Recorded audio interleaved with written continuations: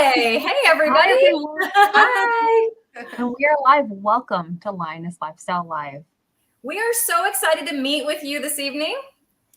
So I hope you guys liked the intro. We got struck with a copyright, so my husband ended up creating a new intro for us. I hope you liked it. Let us know in the comments. If you have any questions for our awesome guests, please remember to put the 3 question marks or a QQQ in the front of your comments so we can see it better.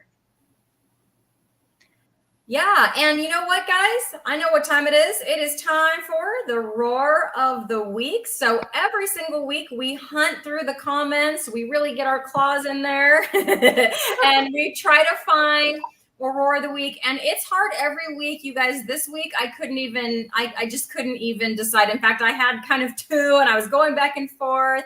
But I'll tell you what, I finally decided on this one from Jennifer Culberson, 1818. So she says to our guest last week, thank you, Allison, for sharing your story.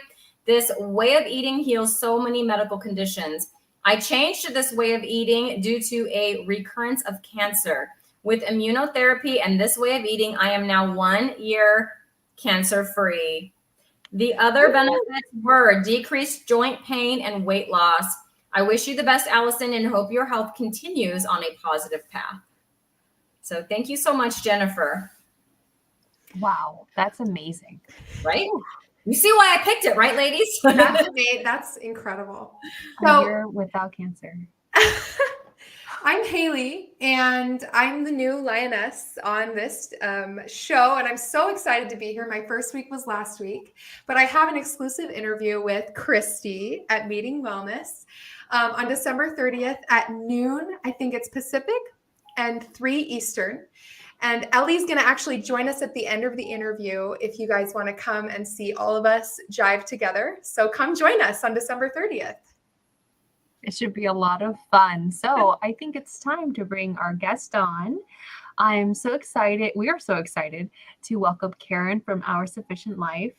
Let's bring her on in. Hi, guys. Hey, Karyn. Welcome. We would love to know how your health journey has been and how you found the carnivore diet. Please give us all the juicy details. Okay. Well, like a lot of people that you have on here, I was the classic yo-yo dieter. So I was actually just like chubby when I was little. I was pretty good in high school. I was maybe just a little overweight. But then I started piling on the pounds. And I tried everything. I don't know if you're familiar with the cabbage soup diet. Anybody? Yeah. Oh my God, I couldn't eat cabbage like for years after I did that diet because that's all you eat is that cabbage soup. I did lose some weight, but it was awful. I did a diet called Lose 20 Pounds in 2 weeks. And basically, it eliminated all the salt in your diet. So you were actually just losing water weight. But I didn't know any better at the time. I've done diets I've made up, like the baked potato diet. I just ate baked potatoes whenever I was hungry. I've done calorie restriction.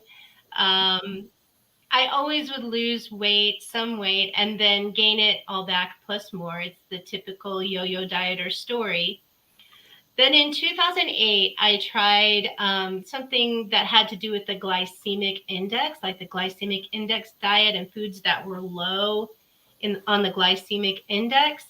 And I was starting to learn a little bit about insulin and how foods affected your insulin. So I did learn some things from that, and I actually lost like 80 pounds on that diet. But again, when you hit that stall and you don't really know what you're doing to begin with, then you just stop and you gain it all back again. So that's, of course, what happened.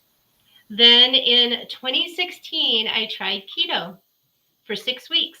I made it 6 weeks. And it was working, but I just couldn't sustain it for whatever reason at the time. And then in 2020, I tried intermittent fasting, which I thought was fantastic because I can eat whatever I want to eat as long as I eat in this window of time. And that worked for a while. I was mainly concerned not about what I was eating, but about the portion size. And so I lost probably 40 pounds on intermittent fasting, but I hit a stall at like 5 months in. And then the last 3 months, I was just stalled. And I just said, you know what? It's not working anymore. So I'm going to stop. Well, then I got a kind of a wake up call this last summer. I was diagnosed with endometrial cancer. And so I ended up having to have a radical hysterectomy and an oophorectomy, which means the entire uterus, the cervix, the fallopian tubes, the ovaries, everything gone. And one of the things that my surgeon said was that it's more common in overweight women because your fat produces estrogen, and it's the excess estrogen that promotes the growth of these cancer cells. And I was just floored. I was like, are you kidding me? I had no idea.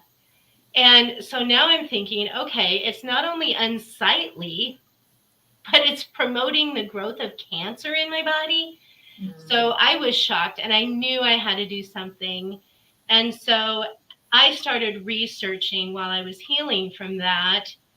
And I thought, keto, I knew keto was working for me at the time when I did it.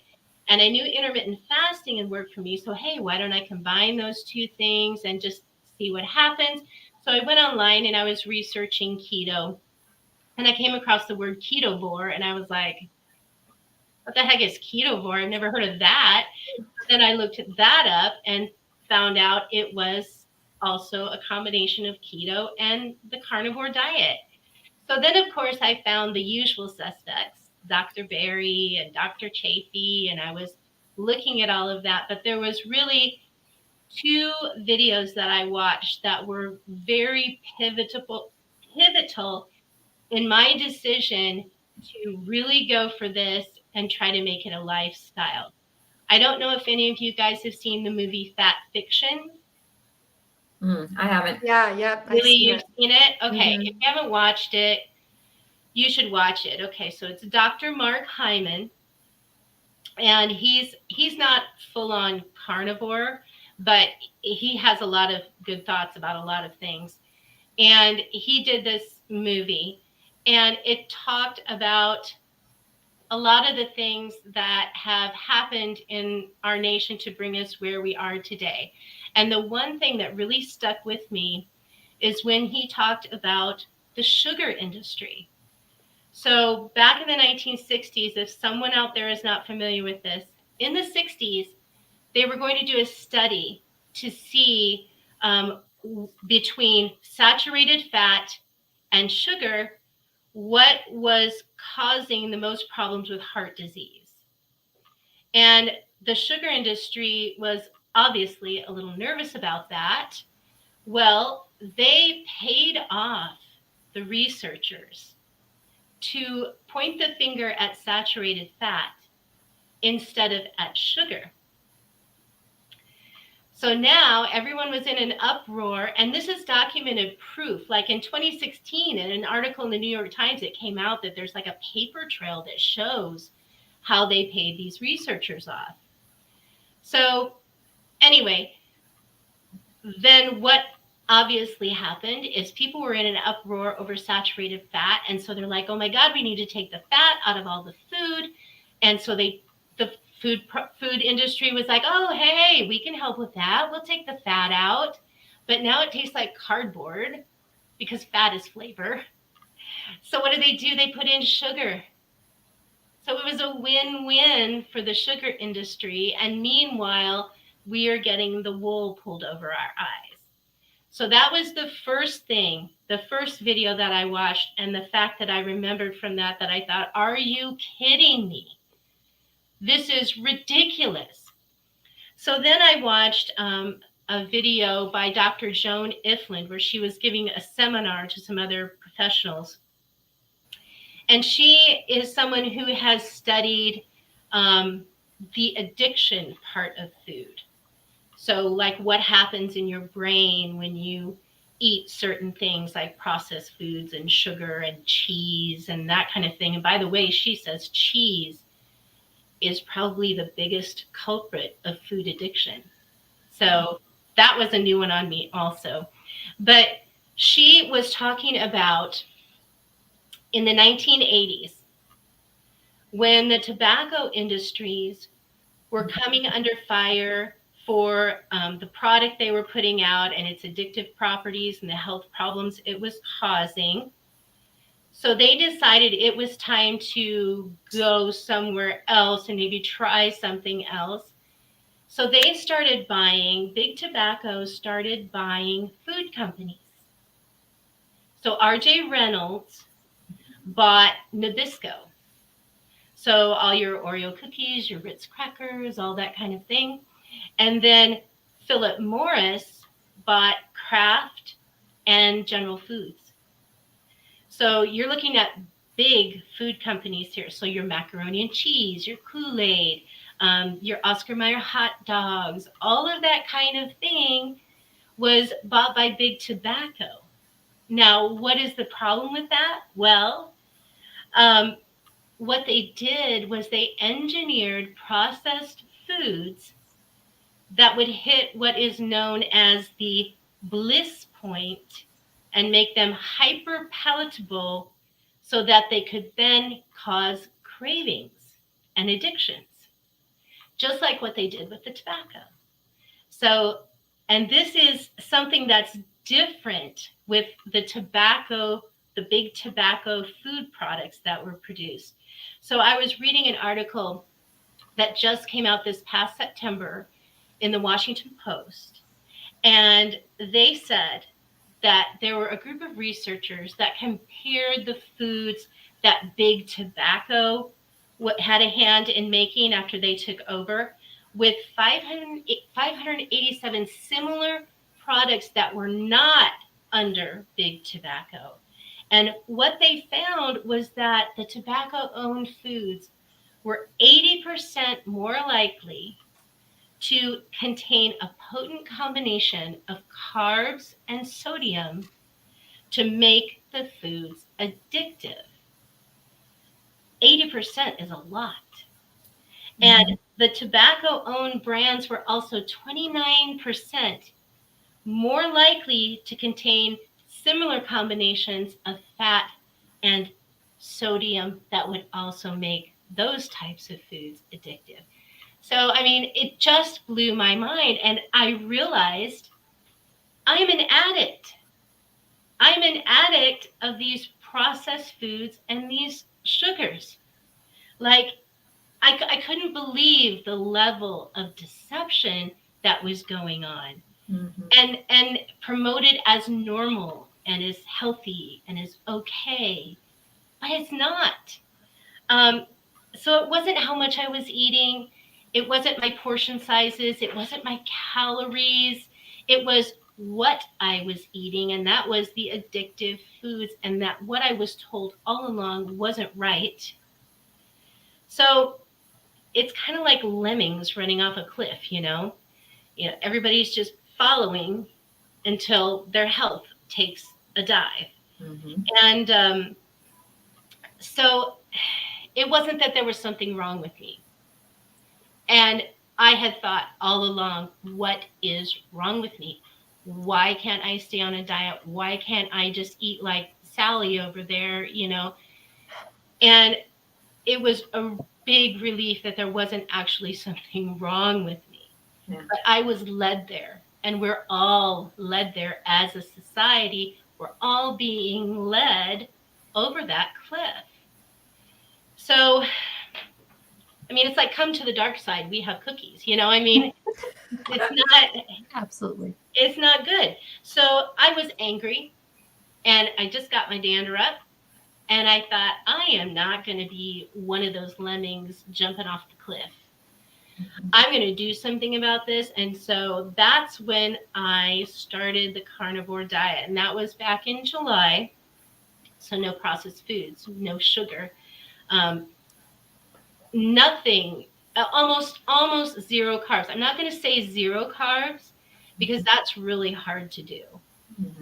You know, even a little bit of spice might have some carb in it, you know, so zero carbs is really hard to do. And I know there are people out there that are doing it, and I applaud you. But I don't think I can be absolutely zero carb all the time, though I try. But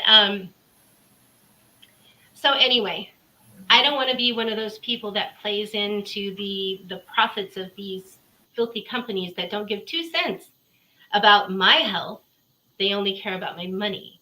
So yeah, so that is what I'm doing. I'm taking back my health one day at a time, whilst, I guess you could say, trying to flip the bird to the the processed food industry and the sugar company.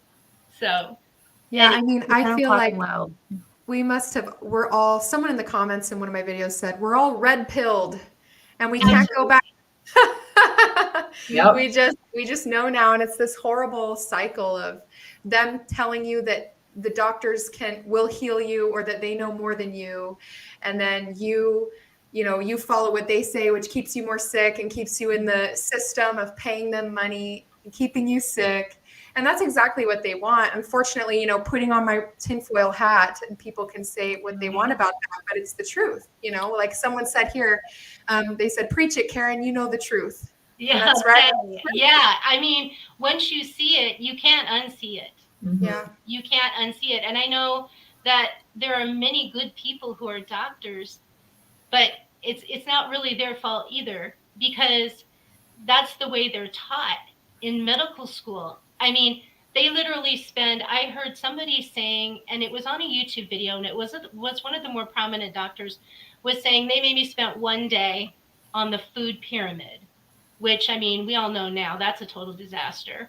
And I also heard another doctor say that, and it might have been Dr. Shafee, say that there were even instructors that were on the keto diet, but were not allowed to talk about it. All they could talk about was the food pyramid. That was like regulated. Right. I mean, craziness. It's just craziness. And then if you think about how the food pyramid came to be with Ansel Keys and his 7th country study, going to when it was supposed to be like over 20 countries, and he was finding that connection between saturated fat causing heart disease and the people. It was a completely fraudulent study. And so that was like one of the first things when I learned about carnivore and the sugar industry and everything, that just made me so angry, because it hit me to my core, because I remember learning the food pyramid when I was a child. And so this has been ingrained in all of us. And it's such a shame that, I mean, it's a blessing to know that we've learned it now, but it's a shame how many millions of people have been affected by money. Well, and Ellie, we've learned the truth now, but most people think we're crazy, right? Right. They still agree with the food pyramid and the My Plate, and they think we're the crazy ones. Right. Exactly. Well, and or they think we're some kind of conspiracy theory. Yeah. But hello, who came out with the food pyramid? The United States Department of Agriculture. So what do you think is going to be the biggest thing on the food pyramid? Grains, right? Yeah. Yes. So, I mean, people, if they just take a step back, there are too many people that trust too much. Right. Like, my mother, I love my mother. She was great. But it was like God and then my doctor. Whatever my doctor says is golden. And she also came from kind of the Walter Cronkite age of news and things. So she completely trusted the news. Completely trusted, the government wouldn't do that unless it was good for us. I mean, and there are a lot of people that need the red pill. And we need to give it to them, ladies. We've got it. Here you go. Come take it. Right here. Come to the dark side. We've got steak. And butter. And butter. I noticed that in your videos you talk a lot about, obviously your channel is Sufficient Life, and so you want to be more separated from big box companies. Was that something you've always wanted to pursue, or is it because you learned about the sugar industry and then you wanted to be more sufficient? Yeah, and the cigarette companies getting their grubby little fingers in there. That's, Yeah, it was mainly the reason we started the channel to begin with was we wanted to be more self-sufficient. So, you can watch your bills go higher and higher and higher. And we wanted them to go lower and lower and lower. So we were trying to think, okay, what can we do? So we started Our Sufficient Life, which talks about self-sufficient living and becoming more reliable on yourself and not on the stores and the electric company and whatever else you think you need. So it's just all about kind of frugal living and doing things yourself. So what we did on that is we got a solar panel array on our acreage. So we pay very, very small electric bill. We became a tower host for an internet company. So I'm speaking to you on my free internet. And we put in a wood burning stove in case the electricity went out. I mean, we just started doing these things. And I grew up on a farm and Dan grew up on a farm. And so our mothers would do things like canning and stuff like that. And now and then I would help. But, it's just a channel about relearning some of those skills and then learning new skills so that you can be self-sufficient. If something happens, I mean, we all saw what happened with COVID and there was no toilet paper. I mean, you know, and things were like removed from the shelves. Yeah, the grocery shelves were bare and it was kind of scary. You think if something really did happen, could you take care of yourself? That was our whole goal with the channel to begin with. But we're becoming self-sufficient toward retirement, and retirement is not something that's going to be very fun if you don't have your health, right? Absolutely. So that's why I've kind of combined what I'm doing with my health with the channel. So I sort of do a video on carnivore on the weekend, and then in the middle of the week I do something like with food preservation or something like that. Yeah. Hey, I definitely want to dig more into that, but we have some awesome people watching that have stopped by to say hello. So if you don't mind, can I pop them up on the screen? Absolutely. And we got a question really early on too, so I don't want to neglect that. So so we have Bruce saying howdy, folks. Bruce, thank you for coming in. Howdy. This is Becky. Hello, Lionesses. Oregon greets you with a wild roar. I love it. And then one of my favorite greetings, we can count on Gail for a meowdy. Oh, yes, thank you. Deb says, hello, ladies. Sorry I'm late. No worries, Deb. We're glad you're here. Lady Fritzader saying, hello, ladies. Hello. And my Apex Odyssey is here. And last but not least of the hellos is Sierra F. Dugan. She's new here. So hello from Montana, new to the channel, and Carnivore Ketovore. So welcome. Did you take the red pill? Okay, I want to pop up the question because I want to make sure that we don't neglect it. So Emily's asking, is there such a thing as too much fat? I want to become carnivore after a total hysterectomy 4+ years ago, and now type 2 diabetic. So that's to me, right? I think so, because you had the hysterectomy. Okay. Well, I think you can have too much fat, but only so far as to not have diarrhea. So more fat equals looser stools. Yes. And so you need enough fat to keep that moving. But I have not experienced any constipation on the carnivore diet. and I am eating a fair amount of fat, I'll even just take fat and throw it in the pan and fry it up and have it alongside of whatever it is that I'm eating. So I don't really think, in my opinion, that you can have too much fat, other than it might cause other unpleasant issues. Yeah, so I think you have to take time to get yourself fat adapted. And at the beginning, you may not be able to eat as much. But then, like, once you become fat adapted, your body is using that for energy, and you can sort of slowly turn that up. And then, depending maybe on what your fitness goals are, how much protein you need, and kind of balance that out if you're wanting to build some muscle and things like that. So I would just add that. Haley or Ellie, do you have anything to say?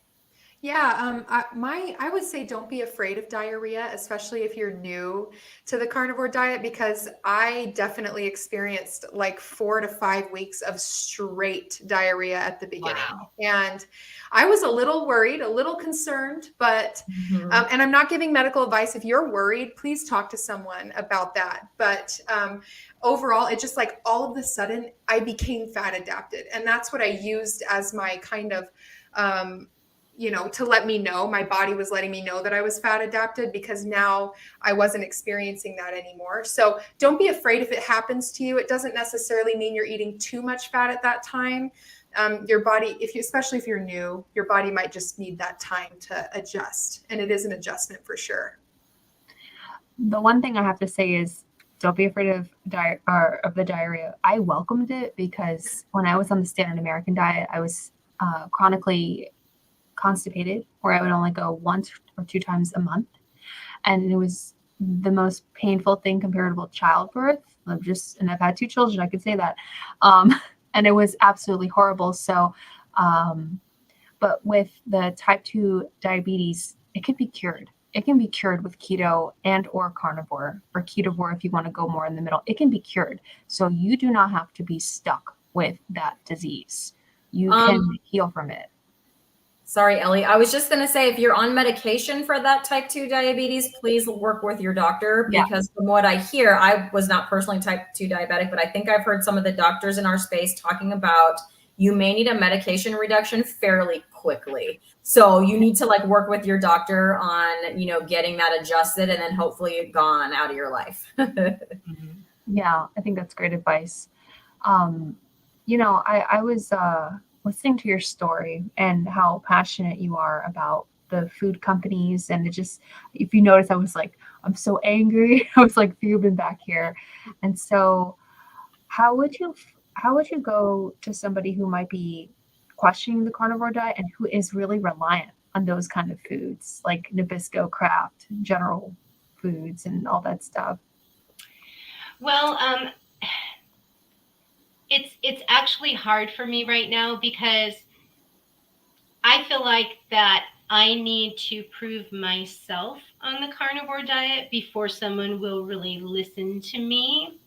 Now, I've lost almost 50 pounds, but I feel like the next 50 pounds is going to be where people are going to start asking me, what are you doing? And I can talk to them about the processed foods and the sugars and things like that. But right now, if someone asks me, I'll refer to them to the movie Fat Fiction, and also to the video by Dr. Joan Ifland. So, but if they're not ready to hear it, it's not going to make that big of an impact. I mean, I read The Obesity Code by Jason Fung when I was intermittent fasting, and a lot of this stuff is in there. I don't know if the tobacco company thing is in there, or the food addiction, I think, is probably in there. But anyway, I read that book, but it didn't really hit me until this last June when I was researching. So I think someone has to be ready for that also.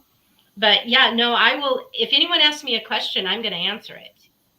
And I'm going to refer them to somebody who knows more than I do about the topic. But like I said, I think further down the road, I'll be able to be maybe a little bit more outspoken. And I'm trying not to be like, no one likes to feel like something's being shoved down their throat. Yeah, like they're being lectured to. Like their opinion doesn't matter. You're the only one that's right. I mean, I don't want to be like that. So I think it needs a gentle hand, especially when it's a topic that, you know, the mainstream doesn't know much about at all. So. Yeah, I think it's a religion, right? Where people, whether it's the food pyramid or vegan or plant-based or whatever people eat, and people could see us that way too. I absolutely, can see that. But at the same time, it's kind of like approaching someone about something that they've thought for their entire life. Maybe they're in their 60s or 70s, these people that we love so much and we want to share it. We want to red pill them. No, I'm just kidding. But we want to share it. It's like you want to share it when you feel so good. You want to do that. But yeah, it's like you can't unless they had some catalyst in their life. Like you said, yours was potentially, right? Cancer was your catalyst. And so that's huge. Yeah. So I'm sorry, go ahead. Well, it would be great if we had that red pill, wouldn't it? We could just give them a pill and go, here, we'll understand everything. We'll just go into your brain. But we don't. So, yeah, I mean, it's a tough road when you can see something so clearly, but you can't get a loved one to see it. Yeah. Or it's not the right time. I mean, timing is really everything. And your attitude when you're talking about it is everything also. So I don't know. It's kind of a touchy thing. On my 6-month update video that I just released, I got a comment today and it just blew my mind. I was confused. So many of you know my weight loss is like very minimal because I didn't have much to lose. And so that was like not the focus. My focus of my video, I said from the beginning, this is going to be a very different video. It's not about the weight loss. And I was like, mental health, blah, blah, blah, blah, like all the things, not weight loss. Most of that video was about that. And their comment was, well, I'm not going to give up my pizza. And really it's about just restricting, reducing the amount of food that you're eating. And it doesn't really matter what you eat or something to that effect. And I'm like, but did you watch the video though? Because I wasn't talking about, they're like, oh, I lost 50 pounds by just eating less. And I'm like, but I didn't say anything. I mean, I said very little about my weight loss. And I said a lot about my mental health, my inflammation, all of this other stuff. I mean, I didn't even know how to answer. So I just said, hey, I'm happy for you on your, that you've been able to lose weight, to each their own, or something like that. Like to each their own. Like the only thing you can do is try to find something positive to say and not try to, and I wonder too, sometimes people that comment on my carnivore diet videos with something very negative, like, did you even watch it? And maybe it's just the trolls that they see a thumbnail that has something to do with the carnivore diet. So they just click in and put some kind of crazy comment because they're trying to, I don't know, rile us up or something. I don't know. On one of Garrett's shorts, where he's explaining, it's part of one of our videos, but in the comments it said, how do you poop? And I was like, we wait and feel. When we feel like we have to poop, we sit on the toilet. Like, you know what I mean? Like, it's these funny things where they're like, I think they were referring to fiber, right? Yes. Right. But like Ellie said, that was too much fiber for her body. Yes. And some people handle it better, but it is these like little comments where it's like, okay, let me dive in a little bit and try to help you understand. Cause you can get a little frustrated, like just watch it, Mm-hmm. Yeah. So I'm not sure. So this came up from Becky. I'm not So does that mean that I got a super sticker? Is that what that means? I guess that's what that means. The very first one. That's awesome. Congrats. Yay. Thank you, Becky. That's so sweet. That's so nice. Thank you, Becky.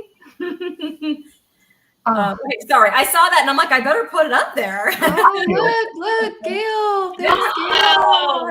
Oh, you guys are awesome. That's so nice. That's so nice. Wow. I worked really hard to get to this point on my channel, so this is like making my night. Thank you. You did that. Oh, you did. You totally did. She'll always be here first. I love Yes, it. That's so great. Oh, that's so good. Aw, thanks you guys for the support. Absolutely. Oh my gosh. Okay, I got all discombobulated now because of that comment. So I was curious, Karyn. So since you're carnivore now, but you have acreage, and I've seen videos where you garden. Like, do you guys still grow your own vegetables? Does your husband eat carnivore? Like, what's going on over there? Okay, so this last summer we did not have a garden, and it was because of my health and needing to have that surgery and recover. And I would be the main gardener of the two of us. But now Dan is ketovore. He's not full carnivore. He still eats some veggies and things like that. So what we'll probably do is just pare it down to what would be considered the healthier vegetables for Dan, maybe like the cruciferous vegetables, like the broccoli and the cabbage and that sort of thing, leaving out the nightshade type stuff like potatoes and tomatoes and that sort of thing. So I'll probably still grow some veggies, but they will be for Dan. And honestly, once I get all the weight off that I need to lose, I will start experimenting just a little bit with a little bit of veggie on my plate. How does that make me feel? You know? So maybe I will end up maintaining on ketovore. I have no idea. I'm just on this journey and I know I feel great. So I'm going to keep on with carnivore until I get all this weight loss, get all this weight off. But yeah, so we are still going to be doing that. The recipes are getting healthier on my channel. I don't know if you noticed that, but I used to have a lot of good home cooked meals on my channel and things like that. So yeah, so it's changing, but hopefully for the better. So are you planning on having any animals on your property? I think you said you had 8 acres. I think I heard you say 8 acres. Yeah. I'm sorry. I was watching some of your videos over the weekend. And yes, I saw you like canning pork. I'm like, who knew you could can pork? Okay. Yeah, right. When I retire, I think I'm going to learn how to can stuff. It's actually pretty fun. It's not hard. I mean, it's a little Okay. scary at first because you think about all the foodborne illnesses you could possibly get from something you're canning. Right. But I mean, there are ways to mitigate that. But yeah, so we have chickens.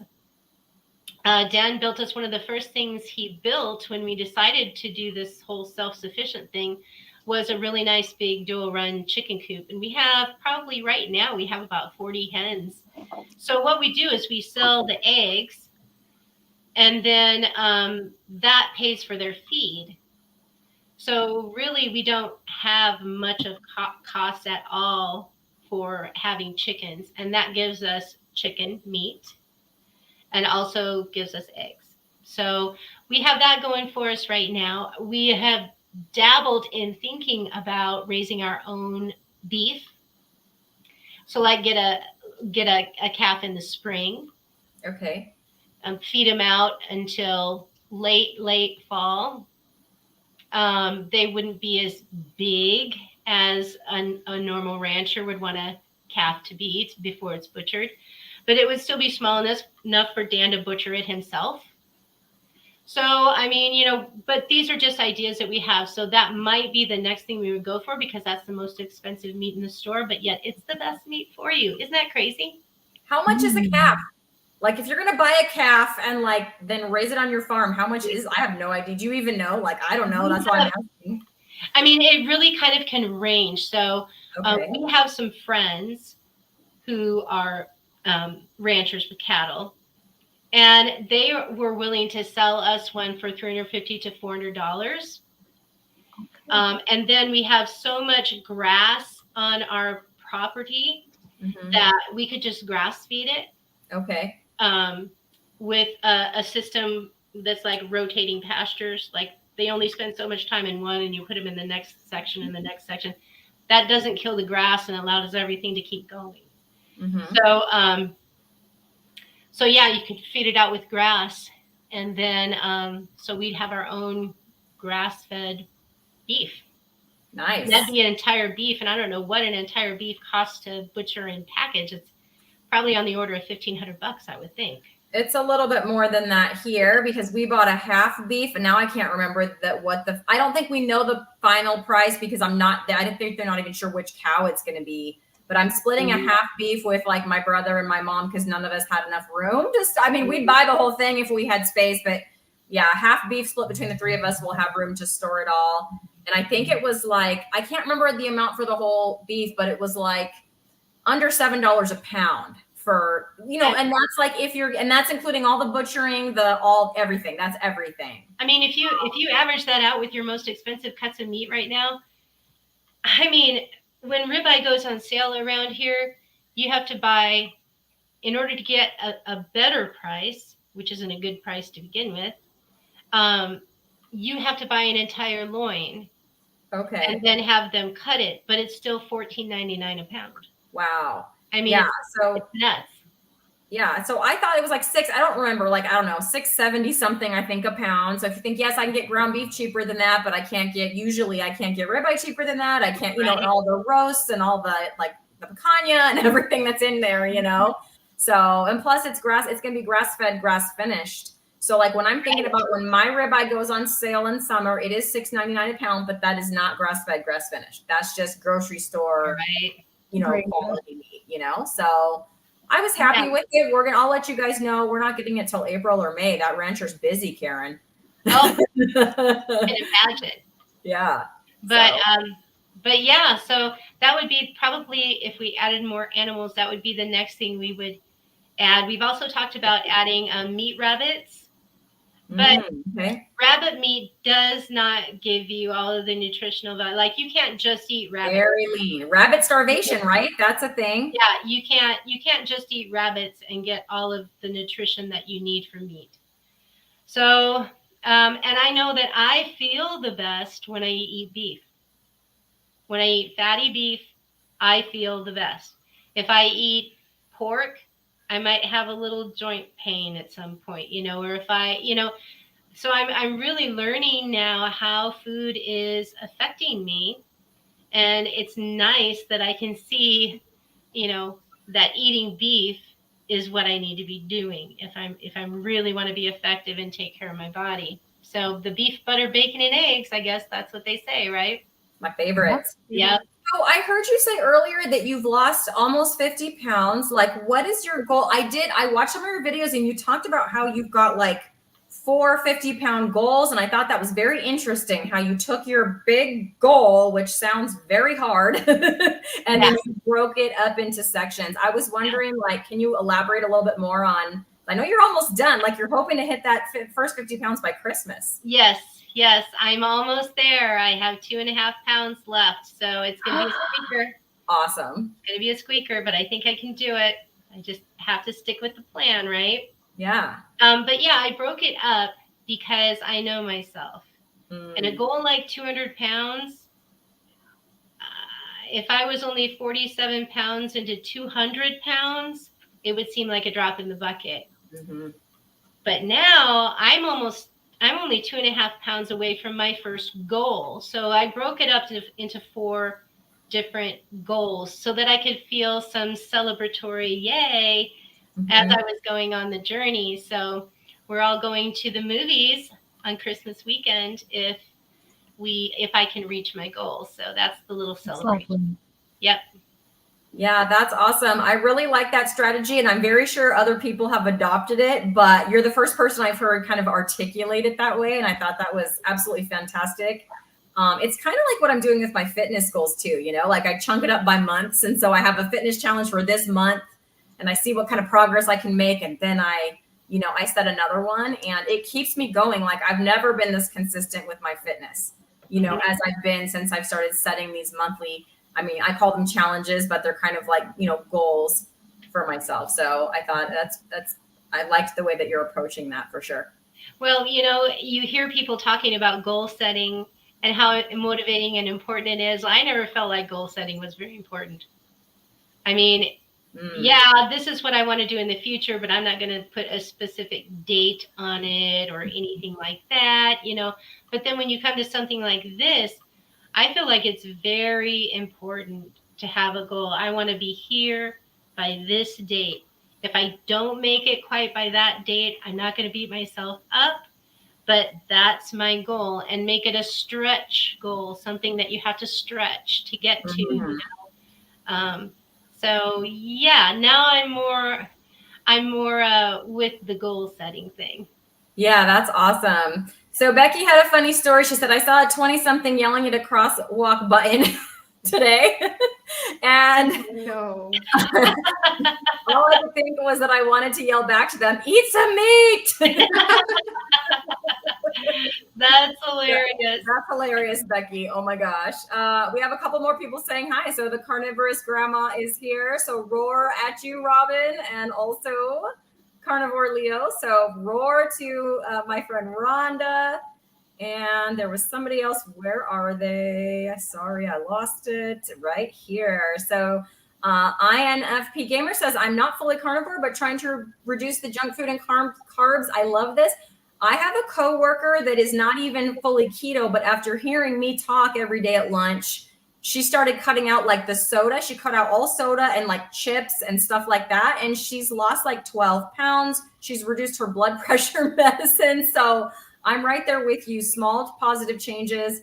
And then we make those tweaks, you know, and I think that's amazing. So we're glad you're here. Thanks for joining us this evening. Yeah, any little step that you take is so much better than the standard American diet. I mean, any kind of step in the positive direction. Just keep going. Just keep making them. Yeah, definitely. Karyn, can you tell us a little bit about what it was like exercising, or what your energy was like before carnivore, and what it's kind of like right now for you? Yeah, I had deep energy issues. I had a lot of joint pain. I had a lot of inflammation.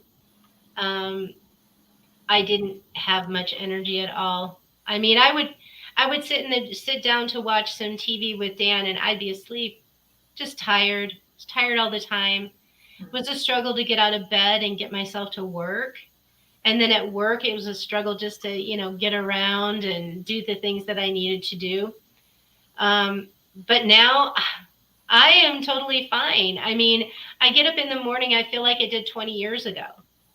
You know, when I get up in the morning and I'm okay to get ready and get my shower and get to work, you know, and all that stuff. And people kind of take that for granted until they don't have the energy.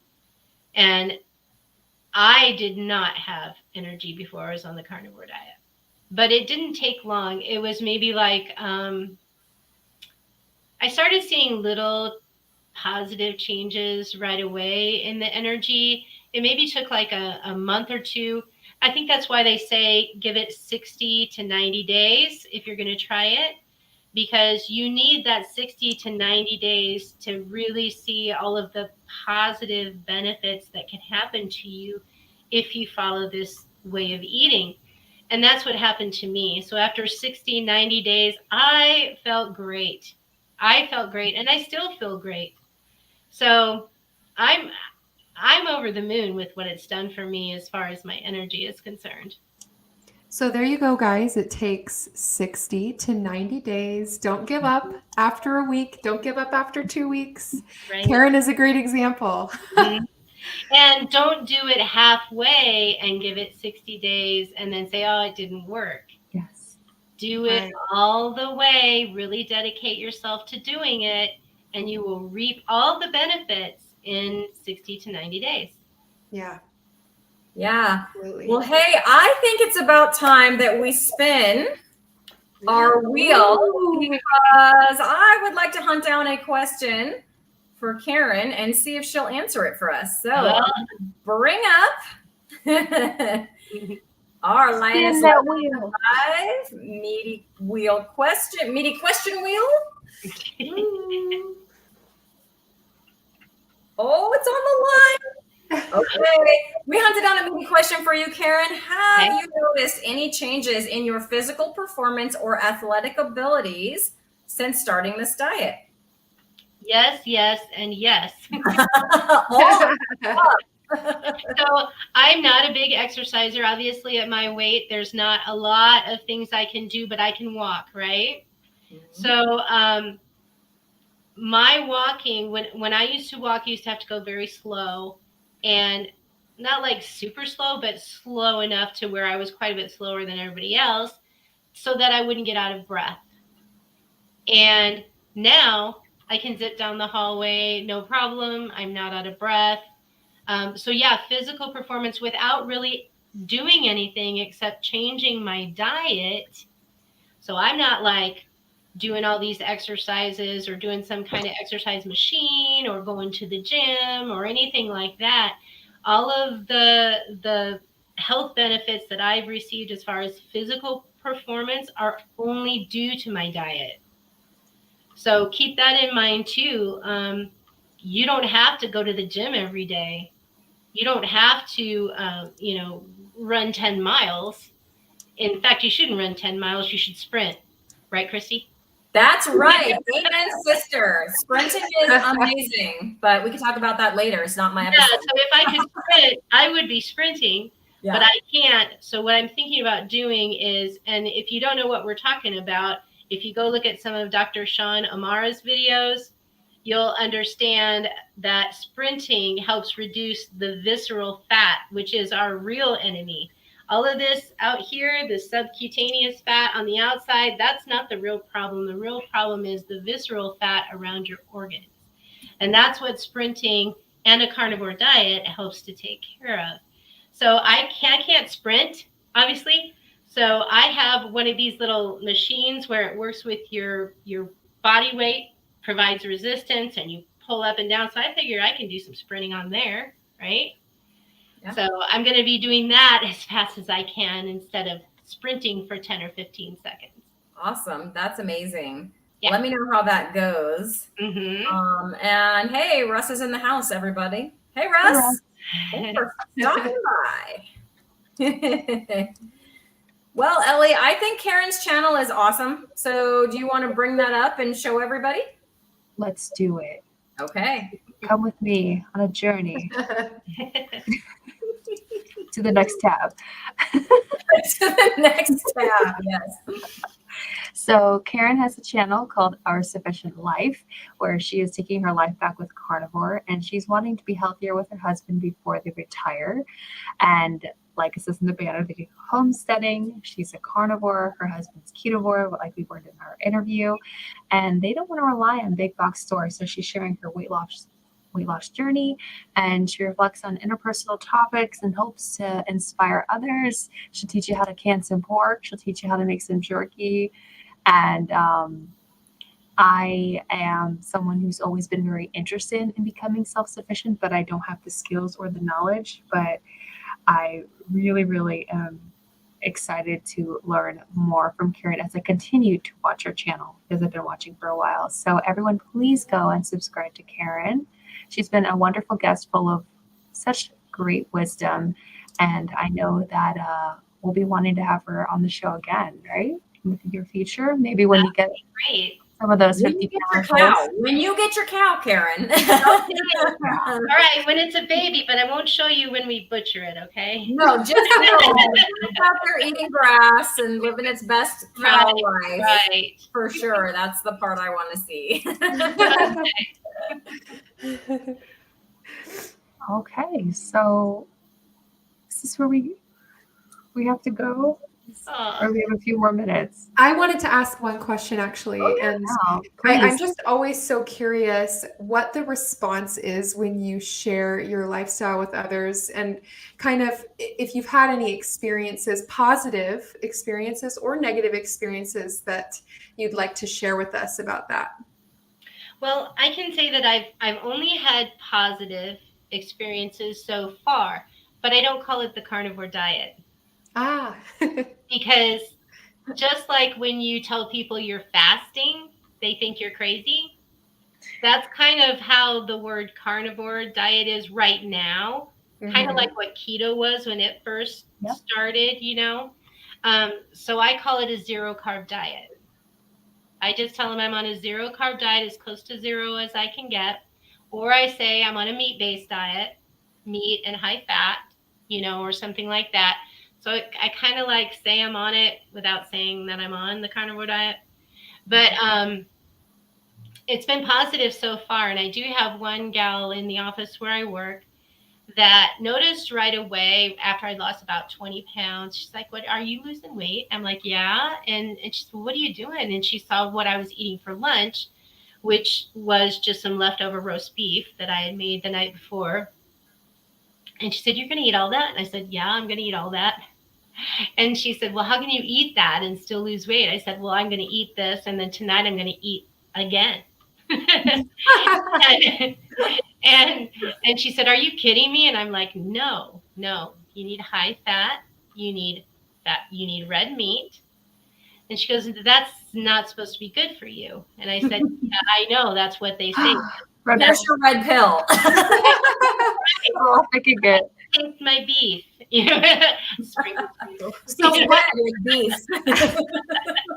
What would you tell someone if they responded with, "But what about cholesterol? What about your cholesterol?" What would you say to that person just sitting there at work or wherever you are? Mm-hmm. I would say to them, I know what you're thinking. And I know that for many, many years, people have thought that cholesterol is bad. But if you look at the more recent information, you will find that cholesterol actually has very little to do with heart disease. And I have all these, I'm a fact person. So I have these facts in my head and I have bookmarks where I got the fact, But I would tell them 75% of the people that are hospitalized today for cardiac conditions have what doctors would consider a normal level of cholesterol. Mm. So it's not the cholesterol that's the problem. Right. So, I mean, the only way I feel like I can defend what I'm doing is with facts, Right. Yeah. And if they're not willing to go look it up, or if I refer them to something and they're not willing to view it, or, they're not ready. They're not ready for it. So at work, I have to grab something off my bookshelf. I want to show you guys something. So at work, although I have not converted anyone other than my friend who she was already keto and she learned how to read labels better from me. Okay. But at work, you guys have already seen my butter ornament. This came from a friend at work because although she's not carnivore, she's not even keto. She says she can't give up chocolate. She's not going to do it. But look how she supports me, right? So I got that. Got this. I want one. Friend at work today. Nice. Oh, fun. Thank you guys. Crack it open. My mouth is watering. And another lady who had made candy for everybody and put it in all the teachers' boxes. In my box, she put beef jerky and she said, "This is for a carnivore." Woo! Nice. That's such a win. Oh. So they're not doing it yet, but they're supporting me, and some of these people need to do it. So it's hopefully, you know what I mean? Hopefully that's the first step, that it's a little bit becoming more part of the, okay, Cristie's is doing this and didn't drop dead yet. So she's not crazy. Looking good and her skin glows and she's running around with all kind of energy like the kids around here. And,